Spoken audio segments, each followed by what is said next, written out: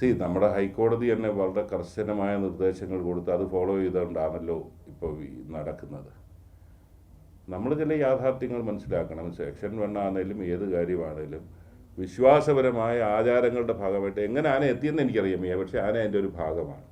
അതായത് ഒരു ഭാഗത്ത് അതിൻ്റെ സമ്മർദ്ദം, ഒരു വിശ്വാസി സമൂഹത്തിൻ്റെ ഒരു സമ്മർദ്ദം ഒരു ഭാഗത്തുണ്ട് ഇതുമായി ബന്ധപ്പെട്ട്.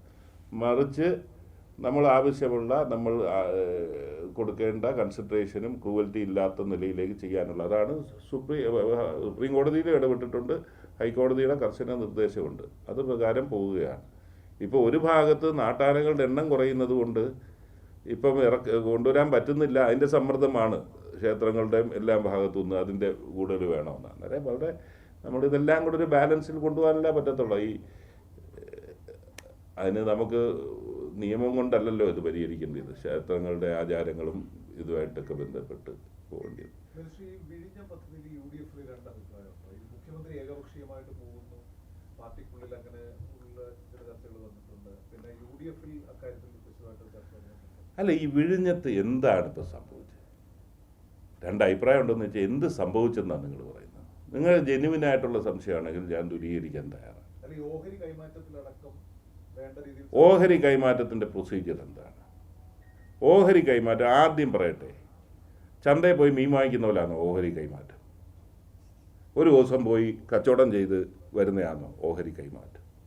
ഇതുപോലെ MSC പോലൊരു കമ്പനിയായിട്ടുള്ള ഡിസ്കഷൻ ഒറ്റ ദിവസം കൊണ്ട് ഈ ഗവൺമെൻറ് 18-ാം തീയതി സത്യപ്രതിജ്ഞ ചെയ്ത് അതിന് മുമ്പ് വന്നതാണെന്ന് ആരെയും, നിങ്ങളൊക്കെ മാധ്യമപ്രവർത്തകർ സീനിയേഴ്സ് ആയിട്ടുള്ളവരാണല്ലോ, അങ്ങനെ ഒരു ലോകത്ത് എവിടെയെങ്കിലും ഒരു കച്ചവടം നടന്നിട്ടുണ്ട്?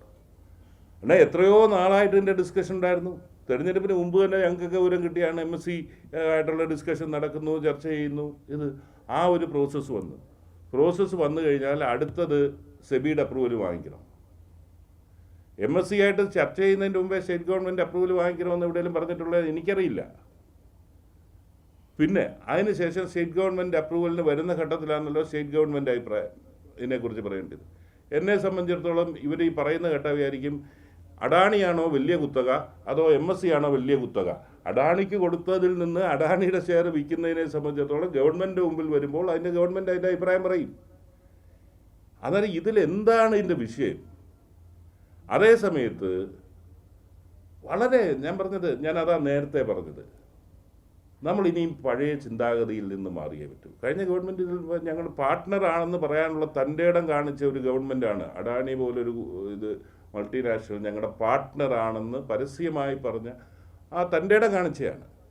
അവർ ഗവൺമെൻറ് മാറിയപ്പോൾ നിലപാട് ഇങ്ങനെ മാറുന്നത് എങ്ങനെ?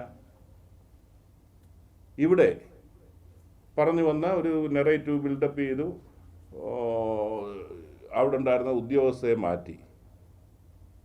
ഞാൻ ചോദിക്കട്ടെ, അതിന് മുമ്പുണ്ടായിരുന്ന ആദില അബ്ദുള്ള എന്ന് പറയുന്ന ഉദ്യോഗസ്ഥയും അന്നത്തെ ഇൻഡിപെൻഡൻറ്റ് എഞ്ചിനീയറെയും എന്തുകൊണ്ട് അന്നത്തെ ഗവൺമെൻറ് മാറ്റി?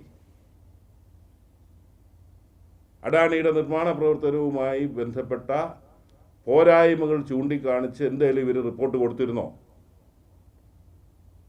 എന്തുകൊണ്ട് അന്ന് മാറ്റി? ഇതൊരു ഗവൺമെൻറ് മാറുമ്പോൾ സ്വാഭാവികമാണ് ഞങ്ങൾ മാറ്റുമെന്നുള്ളത്. എല്ലാ ഉദ്യോഗസ്ഥരെയും എല്ലാ വകുപ്പ് സെക്രട്ടറിമാരെയും മാറ്റിയില്ലേ?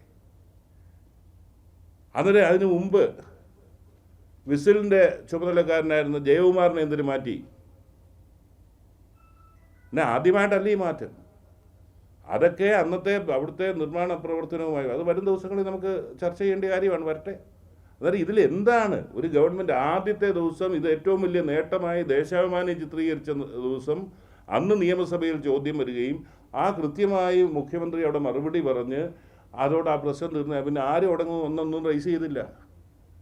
പിന്നെ ഒരു ആഫ്റ്റർ തോട്ടായിട്ട് വീണ് കിട്ടിയിരിക്കുന്ന ഒരു സാധനമൊന്നും പറഞ്ഞുകൊണ്ട് പോകുന്നതാണ്. സത്യം പറഞ്ഞാൽ കേരളത്തിൻ്റെ പ്രതിപക്ഷം കുറച്ചുകൂടെ കാര്യങ്ങൾ പഠിച്ച് ജനങ്ങൾക്ക് അല്ലെങ്കിൽ ബോധ്യപ്പെടുന്ന ഇന്നത്തെ തലമുറയുടെ ഒരു കാഴ്ചപ്പാടിനനുസരിച്ച് ചിന്തിക്കുകയും പ്രവർത്തിക്കുകയും ചെയ്യണം.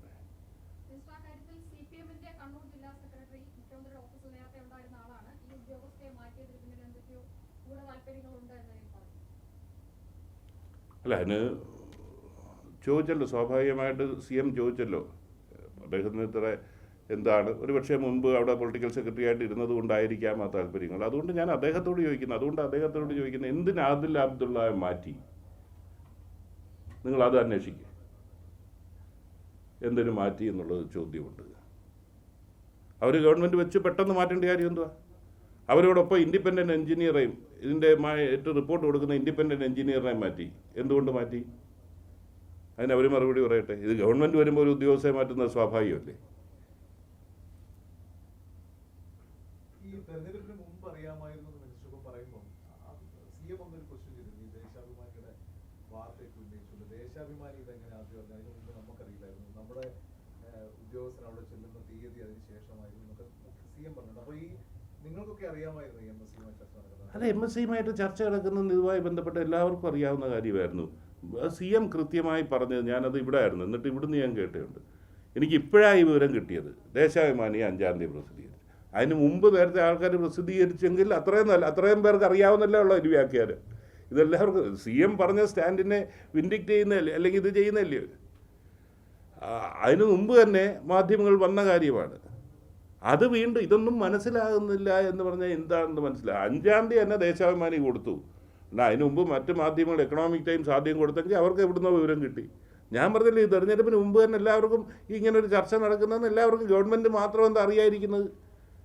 അത് അത്രയ്ക്ക് ഇതില്ലാത്ത സംവിധാനങ്ങളില്ലാത്ത മുഖ്യമന്ത്രിയായിരുന്നു പിണറായി വിജയൻ. നാട്ടിലെല്ലാവർക്കും അറിയാവുന്ന കാര്യം അദ്ദേഹത്തിന് മാത്രം അന്ന് അറിയാൻ പറ്റിയില്ലെന്ന് പറഞ്ഞു കഴിഞ്ഞാൽ അതാ ഞാൻ പറഞ്ഞത്. ഇത് ഇവർക്ക് പോട്ടെ, പറഞ്ഞിട്ട് കാര്യമില്ല. കാരണം കാട്ടുപന്നികളുടെ വിസർജ്ജനം കർഷകർക്ക് അതിനെ ക്ഷുദ്രജീവിയായി പ്രഖ്യാപിക്കണമെന്ന ആവശ്യം കുറെ കാലമായിട്ടുണ്ട്. ഇപ്പോഴും മന്ത്രി കേന്ദ്രം അതിനോട് അനുകൂലമല്ലെന്ന് പറയുന്നു. അതുപോലെ ഈ കുരങ്ങിനെ അതിന്റെ വിഭാഗത്തിൽ നിന്ന് മാറ്റി അക്കാര്യത്തിലുള്ള അല്ല, കുരങ്ങിൻ്റെ കാര്യത്തിൽ അവർ ഷെഡ്യൂൾ 1-ൽ നിന്ന് മാറ്റാമെന്ന് ഇൻ പ്രിൻസിപ്പിൾ എഗ്രി ചെയ്ത്. ഇനി അതിൻ്റെ പ്രൊസീജിയർ മാത്രം. ഇതിനൊരു സ്പീഷീസ് കമ്മിറ്റി ഉണ്ട്. അതാണ് സ്പീഷീസ് കമ്മിറ്റി ആണ് രാജ്യത്ത് ഇതിനാണ് വംശനാശം സംഭവിക്കുന്നതെന്നൊക്കെ പരിശോധിക്കുന്നത്. അന്നേരം കേരള സ്പെസിഫിക് ആയിട്ടുള്ള കാര്യം അത് മുന്നോട്ട് വെക്കാനും മിനിസ്റ്റർ പോസിറ്റീവായിട്ട് തന്നെ ആ കാര്യത്തിൽ വളരെ പോസിറ്റീവായിട്ട് അന്നേരം തന്നെ റിയാക്ട് ചെയ്തു. അന്നേരം അതിൽ നമുക്ക് പ്രതീക്ഷയുണ്ട്. കാട്ടുപന്നിയുടെ കാര്യം ഞാൻ പറഞ്ഞതാണ്. നമ്മളുടെ പ്രശ്നം ഇവരുടെ പേരിൽ കാട്ടുപന്നിയാണ്. പക്ഷെ നമ്മുടെ ഇത് പ്രശ്നം എന്ന് പറഞ്ഞാൽ കാട്ടുപന്നി എന്ന പേരേ ഉള്ളൂ. നാട്ടിലാണ് ഇത് മൊത്തം ഉള്ളത്. ജനിച്ചതും വളർന്നതും എല്ലാം നാട്ടിലാണ്. ഇതാണ് നമ്മുടെ പ്രശ്നം.